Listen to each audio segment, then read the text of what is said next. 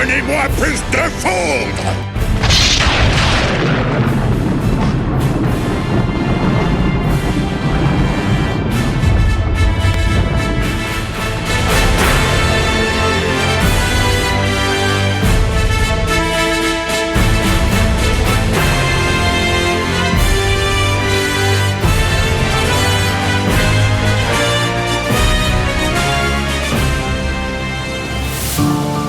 Il est le dieu grec des mers et des océans. On le connaît de son trident. Le portrait du jour est Poséidon. Poséidon, en plus du dieu des mers et des océans, est aussi vu comme le dieu des séismes et des navigateurs. Côté mythologie romaine, il correspond à Neptune.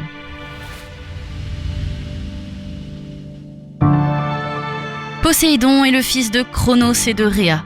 C'est le frère de Zeus, d'Hadès, de Héra, de Déméter. Bref, il fait partie des 5 dieux dévorés par Cronos, son père, et délivrés par le fraté de Zeus. Une autre tradition rapportée par Diodore de Sicile rapporte que Rhea parvient à dissimuler sa naissance à Cronos et le confie secrètement à l'Océanide Sapphira, fille d'Océan, et au Telchine de l'île de Rhodes, qui veille sur son enfance divine. Si vous vous demandez d'ailleurs ce que sont les Telchines, eh bien, ce sont des divinités mineures, douées d'aptitudes créatrices et techniques. C'est le cas de plusieurs divinités raccrochées à des lieux. On a d'ailleurs les Telchines qui sont raccrochés aux îles de Rhodes, mais aussi les dactyles idéens qui sont rattachés au mont Ida de Crète.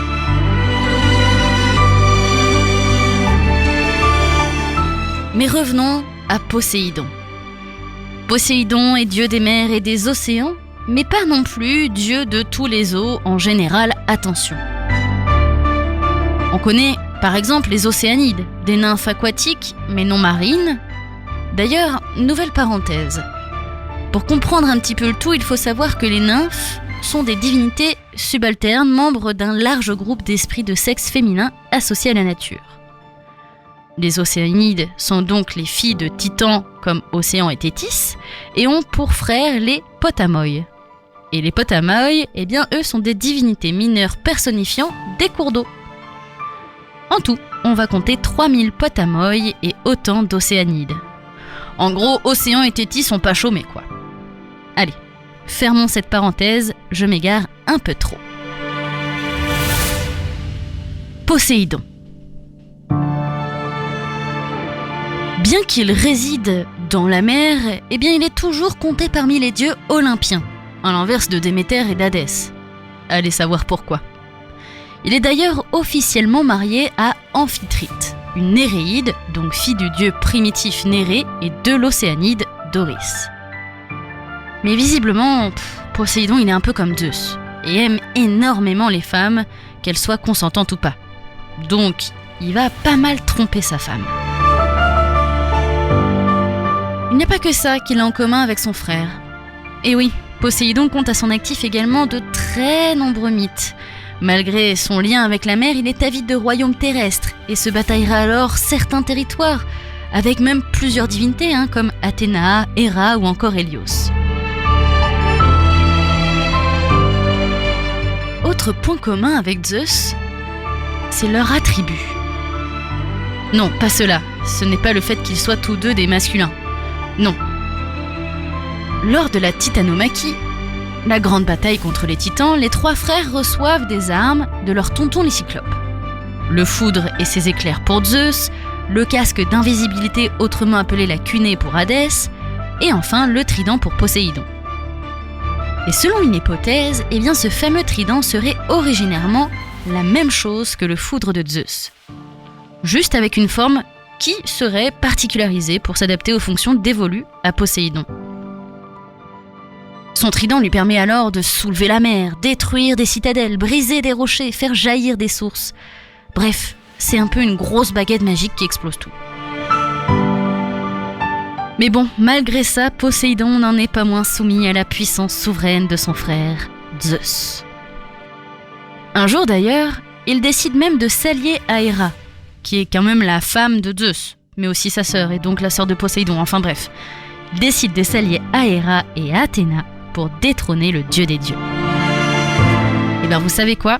On la fait pas à Zeus. Ce dernier décide même de punir son frère Poséidon en l'envoyant servir pendant 1 année entière l'orgueilleux Laomédon, et il devra même construire les remparts de Troie. Bon, malgré tout ça, Poséidon il se vante pas mal. Il se vante d'avoir créé le cheval, mais bon, l'histoire dit que lorsqu'il était encore nouveau-né, Rhea en donna déjà un à manger à Cronos. Il revendique aussi l'invention de la bride, bien qu'Athéna l'eût déjà inventé avant lui. Mais par contre, on ne lui conteste pas d'avoir institué les courses de chevaux. Les chevaux, il adore ça, Poséidon. Outre sa femme et ses nombreuses maîtresses, Poséidon est le père de bon nombre d'enfants. C'est le père du cyclope Polyphème, par exemple. Ce fameux cyclope dont Ulysse perce l'œil. C'est pour cette raison que Poséidon va tout faire d'ailleurs pour qu'Ulysse erre le plus longtemps possible sur les mers avant de pouvoir rentrer chez lui. Poséidon, c'est aussi le père de Pégase. Vous savez ce cheval ailé qu'il a eu avec Méduse ? Oui, Méduse, c'est celle avec les cheveux en forme de serpent, mais c'était à l'époque où elle était belle. C'est d'ailleurs cette procréation de cheval ailé qui a eu lieu dans le temple dédié à Athéna qui a fait que Méduse se transforma en ce dont on la connaît aujourd'hui.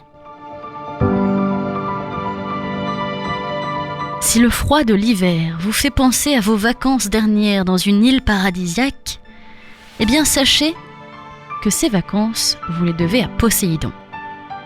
Et oui, Poséidon est le créateur de toutes les îles. À l'époque de la bataille contre les titans, il frappe de son trident les montagnes qui se coupent en deux et roulent jusque dans les mers, créant ainsi les îles. Poséidon est donc bien le dieu des mers, résidant à ce que l'on dit dans un palais d'or, puissant, oui, mais pas assez d'ailleurs pour détrôner son frère. Un dieu un peu jaloux, chose qu'on remarque dans chaque histoire qu'on nous raconte, une petite teinte de jalousie envers son frère tout-puissant Zeus, mais il en jette quand même. D'ailleurs, si les mers vous passionnent, ce dieu est totalement fait pour vous. Mais attention, ne vous y frottez pas trop, sinon vous risquerez de subir le même sort qu'Ulysse.